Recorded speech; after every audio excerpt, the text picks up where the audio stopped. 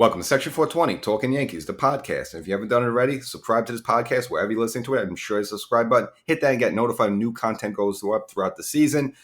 Weekends, weekdays, bar mitzvahs, parties, weddings, covered all year round. Section 420, Talkin Yankees, the podcast. Don't fall behind the class. You know, everyone else in the classroom will be talking about the episode. Like, I didn't even listen to it. Well, did you subscribe? No. And then you get a failing grade by the teacher. You look stupid in class, so you don't want to do that. So make sure you subscribe. Section 420, Talkin Yankees, to this podcast.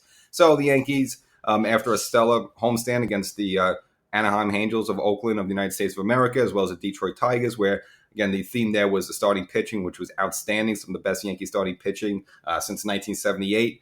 Again, the starters putting 5 games in a row of going 7 runs or more and only giving up 1 run or less. So a good showing there. Unfortunately, in Minnesota, it was the exact opposite. So you would say collectively probably the worst series for Yankees starting pitching so far this season. But nevertheless, the Yankees do take 2 out of 3. The last game probably the best one of them all. A little bit of a thrill there. But again, the Yankees started pitching this time around. Had a pretty big letdown, but I think they're all afforded that. Again, they've been outstanding so far this season, so a little bump in the road, not really a big deal. So this was a situation where the Yankee bats had to pick up the slack, and overall they certainly did.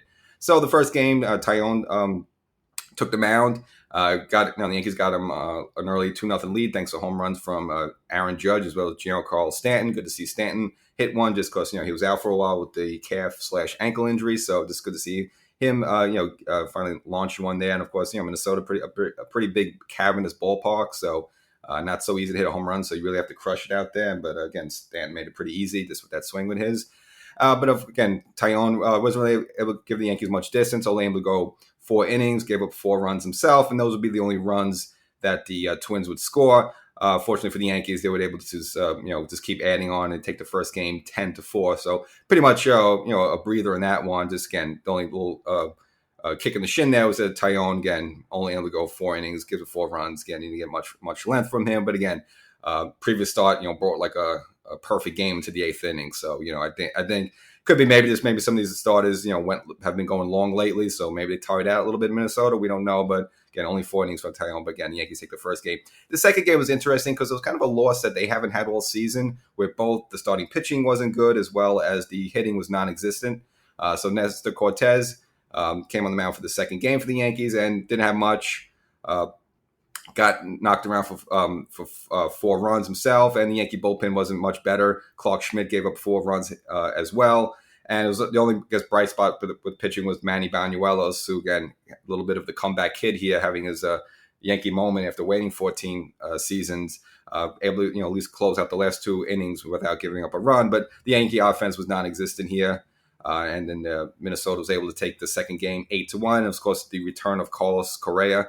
Again, Minnesota signed him to a 1-year deal for $35 million. Actually, technically it's a 3-year deal, but if he's going to opt out of the first year. So he was out for a while with a back injury, so he comes back in the game. So it was his sort of debut, against the Yankees so far this season. So it all left it up to the rubber match, the third game, which is probably the most exciting game. Kind of weird as well for the Yankees in some regards. So Garrett Cole on the mound, the ace. You figure, you like your chances there, but Cole probably had his second worst outing of the year. I would say the first worst outings, that one in Detroit where he had to get yanked from the second inning. This time around, gives up 3 home runs in the first inning, including Carlos Correa, as well as Brian Buxton, who would hit another home run later against Cole in the second inning. Overall, Cole gives up 5 home runs and has to be yanked from the game in the third inning. And the Yankees were in a 73 hole. The only bright spot early on was a home run from Gallo. Just good to see him hit one finally and show up in this game now. So this is a situation when the Yankees were down 3-7. But got to give credit to the Yankee bats. They never gave up and started the comeback in the 5th inning, thanks to back-to-back the belly-to-belly home runs from both Joey Gallo again, his second of the game, as well as DJ LeMahieu.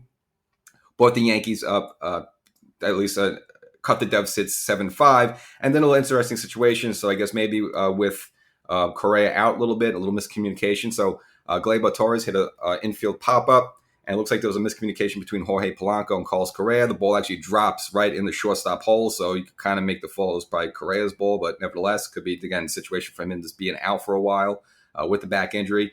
Put a runner on for Aaron Hicks, who, again, has had a miserable start to the season. But he actually hits I would say the biggest home run for him, of course, this season. Maybe the biggest home run since, you remember, I think when the Yankees were facing, I think it was 2019, at Yankee Stadium, the American League Championship Series. Hit the three-run home run against Justin Verlander against the visiting Houston Astros. That was 2019. So you say this is probably Aaron Hicks' biggest home run in almost three years for himself and just for the team in general. Pulls the Yankees with a tie 7-7. And from the Yankees tacked on the seventh. Rizzo knocking in Judge on opposite field single, actually on a 100-mile-per-hour fastball, took it to left field, a little oppo hitting there, and the Yankees would eventually build themselves up to a 10-7 lead.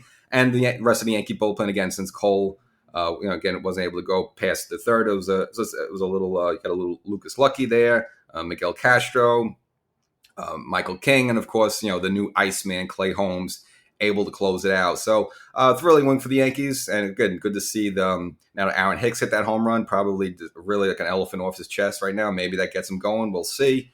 That'd be nice for the Yankees. And of course, a couple of home runs from Gallo, who again, like Hicks, has been struggling this season. So it just goes to show that if we get all these guys rolling, this Yankee offense, on a night where, again, surprisingly, you didn't get much from Judge, didn't get much from Stanton. So it was kind of, the silent bombers, Hicks and Gallo, kind of took the mantle here. And of course, the Yankee bullpen able to piece it together. And Holmes had no problem finishing it out, striking out Correa in the ninth as well, just to say goodbye to him. And we knew this was going to be I guess the Yankees meeting up with Gary Sanchez and Gio Urshela. They really weren't affected much at all in this series. In fact, in the second game, actually Hicks threw out Urshela trying to score at home. So that was probably the only time we really mentioned Urshela's name. But I have to give credit. They have upped their game a little bit. So I was kind of ragging on, you always analyze the trade and see who got the better part of the deal. But Gary Sanchez at least pulled himself over 200, hitting, at least at this point, saying this right now, hit 217, 7 home runs, 27 RBIs. So not terrible. But, he wanted to hit a home run 500 feet against Garrett Cole. It was Garrett Cole part of the reason, Gary was shipped out of town, because when your ace doesn't want to pitch to you, pretty much the writing's on the wall. You're not going to be around here much longer. And of course, Gio Urshela, respectable, 278, 5 home runs, 24 RBIs. So, you want to analyze the trade, who got the better of the deal right now. Y'all know if the jury's really in, but the Yankees getting, great shortstop play from IKF. Not much of a power hitter, but, puts on good quality bats, been a part of some Yankee comebacks into the game. And of course, Ben Rovette right now, getting treatment. So he hasn't played at all this season. Can't see he's a factor. And of course, Josh Donaldson. You say he really hasn't been there too much at the bat, but the defense at third has been there.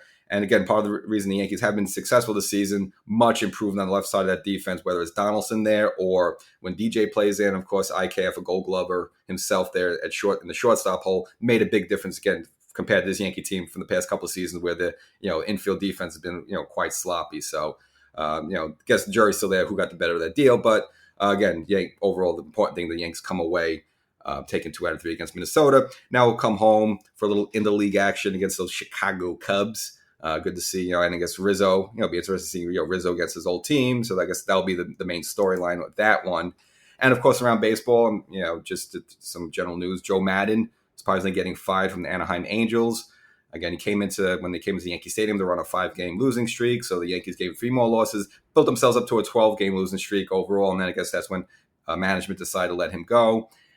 It's really hard to fault him. Again, he's a good manager and had a lot of successful seasons with the Tampa Bay Rays, and a team that, again, had like a $2 payroll. And they figured bringing him in here and his genius with, Mike Trout and Shohei Ohtani, and then the sky's the limit.